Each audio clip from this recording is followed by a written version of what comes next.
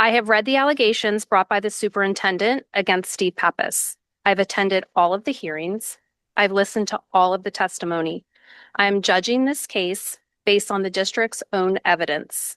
I'm here tonight as a parent, a taxpayer, an advocate for our teacher and staff who may feel voiceless, and as someone who cares deeply about the integrity of our school district.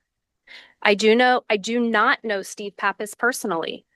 I know him only in his role as principal to my children at the high school and Summitview.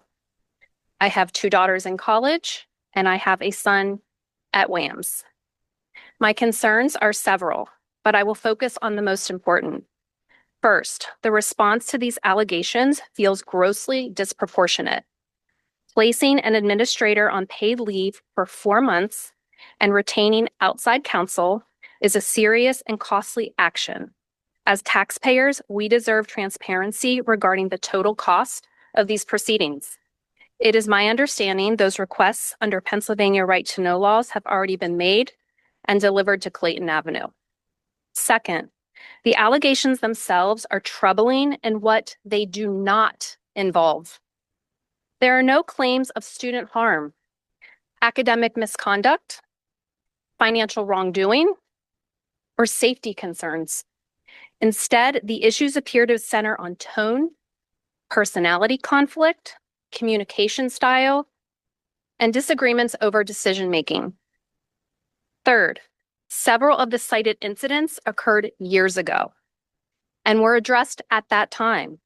Using them now to justify demotion feels unfair and gives the public the impression that a case is being built retroactively rather than based on current performance. Fourth, I am concerned, and this might be my biggest concern. I am concerned about the severity of the district's response and the superintendent's decision to make these allegations public. There appears to be no objective school policy for publishing staff personnel matters, thereby causing the public to question the motives. Did the superintendent consider that Mr. Pappas has children attending the school district? One could easily argue that her decision was directly harmful to Mr. Pappas's children. Steve Pappas's daughter, an 8th grader, a young child, a student of WAMS, bravely stood up in front of all of you, a room full of adults, recounting the difficulties that she has faced since these allegations against her father were made public. In my opinion, the decision to publish the allegations is far more egregious than any of the allegations made against Mr. Pappas. Fun fact, that board meeting, views on YouTube, you may want to check it out, received 2,500 views. The last meeting had 90. The meeting before that had 35 views. The public's watching. Fifth, there is no testimony by top administrators pertaining to Steve Pappas's achievements at the high school and Summitview. The merit of his success simply has been ignored. Are his levels and measures of success and achievements, are they insignificant in a demotion hearing? To me, they matter. Have you reviewed, as a board, have you reviewed the data? Because it's public. If the board won't review the data about his performance, the public will do it for you.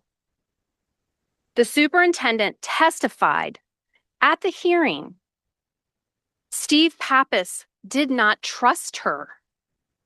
Frankly, that didn't surprise me one bit. Extremely worrisome is her lack of reflection on why that trust may have eroded. I'm concerned that this community has lost trust in our top administrators based upon how these matters have been handled. This should concern all of us. Demotion is a serious action that implies significant wrongdoing.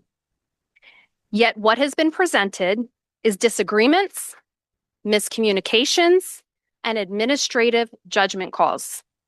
From a citizen's perspective, as I'm sure you've seen on social media, this feels absurd. I respectfully urge the board to carefully consider how your decision will have a lasting impact on teachers, staff, and your community. Will your decision instill confidence or mistrust? Will your decision reflect the values of your community? Lastly, please ask yourselves when you're deliberating whether to demote this man and cut his salary in half. You need to ask yourselves whether your own analysis is objective, meaning is it made on verifiable and measurable fact, or is it influenced by personal feelings, opinions, or personal relationships you may have with people that you don't want to see things happen to? I urge you to not underestimate public opinion and their ability to pay close attention.